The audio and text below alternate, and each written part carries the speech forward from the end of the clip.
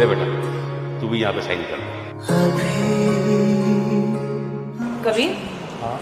क्या हो रहा है? कौन से पेपर्स पे साइन कर रहे हो? अरे वो पापा अपनी सारी प्रॉपर्टी और मेरे नाम पे जो प्रॉपर्टी है वो सब चैरिटी में देना चाहते हैं। चैरिटी? कबीर, दिमाग खराब हो गया क्या तुम्हारा? अरे कितनी प्रॉपर्टी है हमारे पास, एक ये घर है, 2-3 प्लॉट और एक कंपनी है। Mummy, mummy! चेतना, तुम मम्मी को घुसा रही हो इस मामले में? क्या हुआ बेटा? पापा जी और कबीर मिलके ना सारी प्रॉपर्टी और बिजनेस चैरिटी में दे रहे हैं। क्या भाई साहब, ये मैं क्या सुन रही हूँ? आपका दिमाग खराब हो गया है क्या? अभी आपके बच्चे बैठे हैं और आप ये सब चैरिटी में दान दे रहे हैं? मेरी जितनी भी प्रॉपर्टी है, मेरे कारोबार, जमीन जायदाद, मकान, मैं सब दान में देना चाहता हूँ। फिर मेरा बच्चा लायक है, वो अपना कमा लेगा और अपना गुजारा कर लेगा। अब आपने इतनी मेहनत से प्रॉपर्टी बनाई है, बिजनेस खड़ा किया, वो आप चैरिटी में दे रहे हैं। देखो चेतना, ये मेरे पापा का आखिरी फैसला है। और मम्मी प्लीज, आप हमारे फैमिली मैटर में बात मत करो। हाँ हाँ, कबीर तो चाहता है मैं बीच में बोलूँ ना, इससे मुझे अपना माना ही कब है।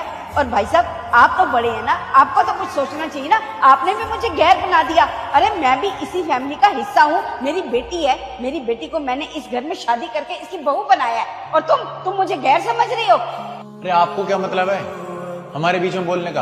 अरे उन्होंने भी जब शादी करी थी ना, यही सब देखा था कि कितनी प्रॉपर्टी है, क्या बिजनेस है, ताकि मैं अच्छे से जिंदगी जी सकूं।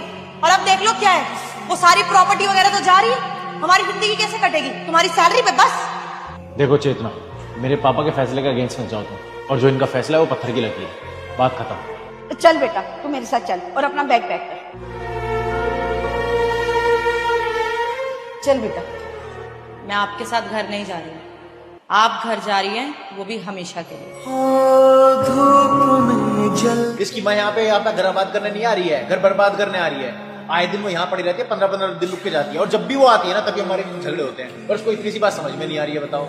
तुम्हें ना बस बेफालतू की लड़ाई करनी, तुम्हें मेरी मम्मी से ही प्रॉब्लम है। आज तक तो मैंने उनको देखा नहीं है कि वो घर बर्बाद करना चाहती है। बेटी, अगर तूने देखा नहीं ना, तो ये हम तुम्हें प्रूव करके दे सकते हैं कि तुम्हारी मम्मी जब भी इस घर में आती है ना, तो उसी दिन ही हमारे घर में लड़ाई होती है और तुम दोनों का आपस में झगड़ा होता है। तो एक काम करो, जैसा हम कह रहे हैं ना वैसा करो। ठीक है भाई साहब, मैं जा रही हूँ इस घर से।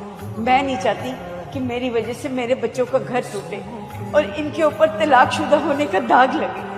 मैं चाहती हूँ मेरी बेटी हमेशा इस घर में रहे और खुश रहे। मुझे माफ कर दे।